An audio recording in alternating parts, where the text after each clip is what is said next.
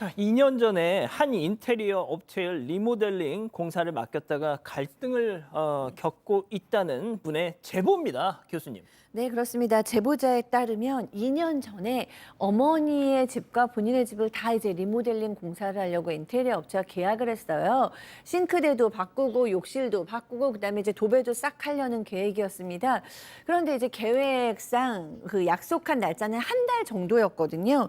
그래서 이제 물건을 싹 다 치우고 이런 철거 공사는 아주 그 뭐 속전속결로 해치웠습니다. 그런데 그 인테리어 업체 사장이 이제 공사를 해야 되는데 자꾸 연락이 안 되고 전화를 안 받고 공사를 미루고 간신히 연락이 되면 몸이 아프다, 아내가 아프다, 부모님이 아프다, 작업자가 아프다 이런 식의 핑계를 댔어요.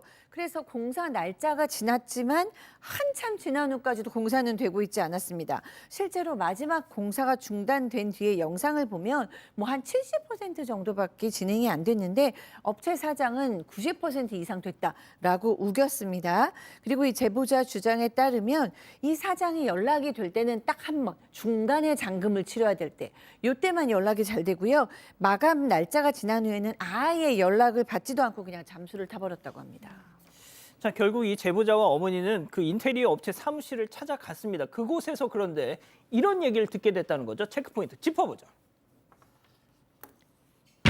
내가 살 날릴게. 자, 제보자와 인테리어 업체 사장의 아내, 무속인 아내의 얘기 직접 들어보시죠.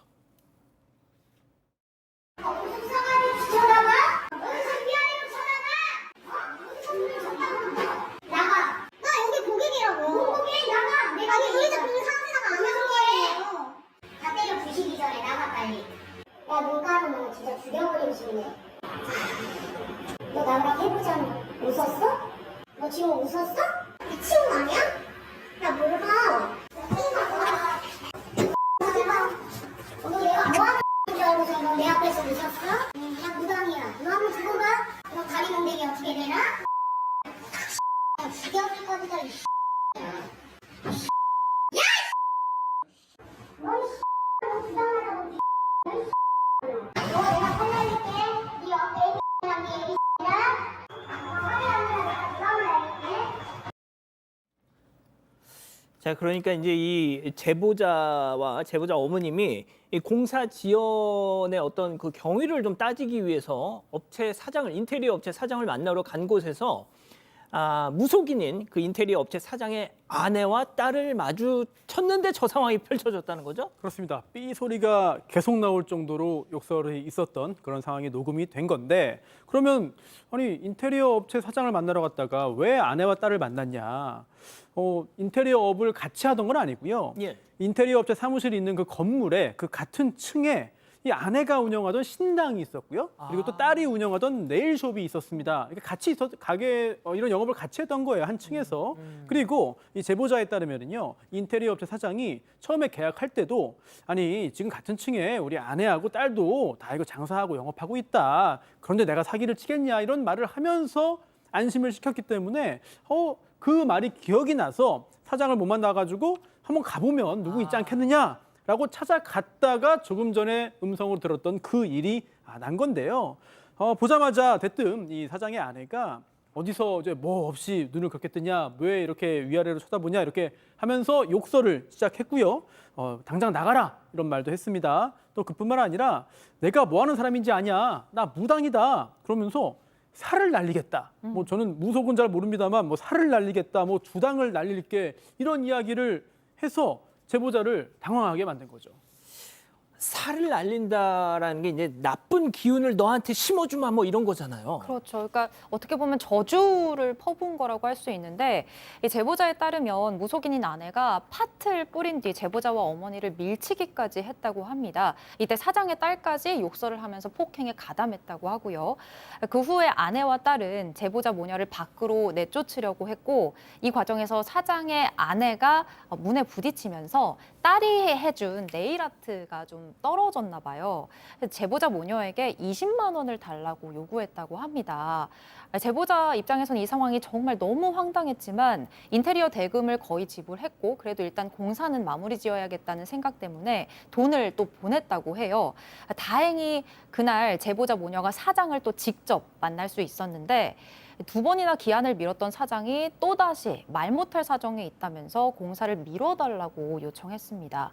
공사가 끝나는 시점에 맞춰서 이사 준비를 하고 있던 제보자 모녀는 더는 어렵다, 아니면 이삿짐 보관 비용을 달라라고 요구를 했는데 사장은 그것도 해줄 수 없다고 했습니다.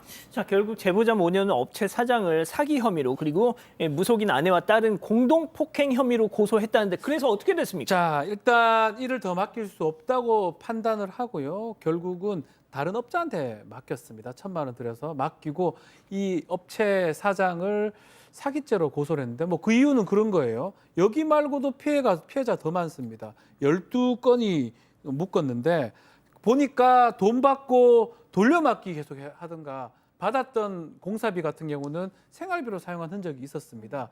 그것은 이제 편취라고 봐가지고 재판부도 사기죄를 인정하면서 징역 2년 6개월을 선고를 했는데요. 아이고야. 피해 금액이 상당합니다. 지금 보면 공사 진행할 생각도 없으면서 일부러 공사를 수주했고 금액도 많고 재질이 불량하다 하면서 선고를 했는데요. 피해 금액이 총 2억 9천만 원에 해당하고요. 일부 피해자가 이것 때문에 좀 극단적 선택을 하려고 했던 적도 있다고 합니다. 그래서 상당히 좀 문제가 됐고 또 이게 폭행했던 부분은 이제 무속인 아내 딸 무속인 아내와 둘 딸. 다 100만 원의 벌금형을 선고받았다고 합니다. 아, 각각. 네. 아, 예. 100만 원의 벌금형. 자, 제보자는 더는 같은 피해를 당하는 사람이 없길 바라는 마음에서 이 SNS에도 저희가 이제 소개해드렸던 이런 내용들을 올렸나 봐요. 자, 그 후에 인테리어 업체 그 사장한테서 전화가 왔다는 겁니다. 이 사장과 제보자의 통화 내용도 한번 들어보시죠. 글을 왜 올리신 거예요, 지금요? 저희 집사람하고 딸하고 전과자 만들었으면 됐잖아요. 보상 받은 것도 없고 사과 받은 것도 없고 대체 뭐가 됐어요? 저희 집사람하고 딸이 왜 사과를 해야 되죠? 저희 딸한테 했던 행동 생각해보셨어요? 아니, 분명히 없다고. 사장님이 연락을 안 피했으면 아니, 됐잖아요. 그러니까 집사람이 중재하고 하려 했던 거 솔직히 노력하려고 했던 거 혹시 모르세요? 저 하나 가지고 뭐라고 하는 건 상관이 없는데 저희 딸하고 집사람에 대해서 더 이상 노력 당하게 하지 말라고 부탁드리는 거예요, 제가. 아, 그러니까 나는 상관없는데 내 아내와 딸이 이렇게 되는 건 좀 못 참겠다 이런 말씀인 것 같아요. 네, 그런 것 같습니다. 이제 이 제보자에 따르면 그렇게도 연락이 안 되던 사장이 SNS에 글을 올리니까 먼저 이제 연락이 온 거예요. 그래서 이런 얘기를 한 겁니다. 그렇게 뭐 정가자를 만들었으면 됐지 왜 SNS까지 올리냐라고 얘기를 한 거죠. 근데 제보자께서는 사실 뭐 폭행에 대해서 사과를 받은 것도 없고 보상을 받은 것도 없고 난 아무것도 변한 게 없다라고 얘기를 하니까 그럼 사과라도 하셔라라고 얘기하니까 그렇게 뭐 신고까지 하고 고소까지 해놓고 누가 사과를 하겠냐 입장 바꿔 생각해 놓으라 봐라 뭐 이런 얘기입니다. 그러고 이제 우리 뭐 아내는 그래도 중재를 하려고 하지 않았냐 뭐 중재를 하려고 했었나 봐요. 뭐 그런 얘기를 했는데 제보하신 분은 사실은 이제 그럼에도 불구하고 이제 본인도 아무것도 해결이 안 되고 인테리어도 해결이 안 되고 이렇기 때문에 아직 싸움이 끝이 나지가 않은 상황인 거죠.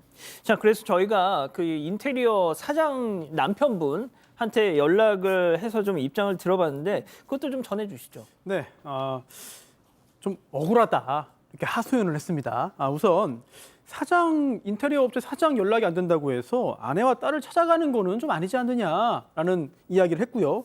그리고 또 비록 1심 유죄 판결이 나오긴 했지만 그럼에도 불구하고 처음부터 사기칠 생각이 있었던 거 아니다. 사기칠 마음이 있었으면 그냥 철거만 하고 인테리어 공사 아예 안 했을 텐데 그건 또 아니지 않냐. 일단 일부는 했다라고 주장을 했고요. 그리고 현재 피해 회복을 위한 노력을 하고 있다는 입장까지 전했습니다. 그러면서 또 아내 얘기를 하는데요. 예. 아내가 실제로 살을 날렸으면 저 항의했던 사람들 지금 온전하지 못할 것이다. 라는 말도 했어요. 뭐 동의하기 쉽지 않습니다만 그런 이야기를 했고요. 그런데 또 하나 좀 의아한 게 있습니다. 이렇게 억울함을 호소했습니다만 지금도 활발하게 인테리어 사업을 하는 것으로 보여요. 특히 블로그에 어디 작업했습니다 글을 올리기도 하고 또 직원을 뽑는다는 글까지 올라와 있는 상황이기 때문에 어디까지 받아들여야 될지 약간 좀 의문이긴 합니다. 자, 그 아까 1심에서는 네. 징역 2년 뭐 이렇게 6개월 나왔지 예. 않습니까? 2심이 이어진다면서요. 자, 9월에 항소심이 열립니다. 불복을 했고요, 업체 사장이. 실제로 피해 금액이나 피해자가 다수기 때문에 실형이 떨어진 걸로 보이는데 만약에 이제 변제를 하거나 또 이렇게 된다 그러면 형이 좀 떨어질 가능성도 있고요. 아마 합의나 변제 시도를 할 것으로 지금 보입니다. 좋습니다.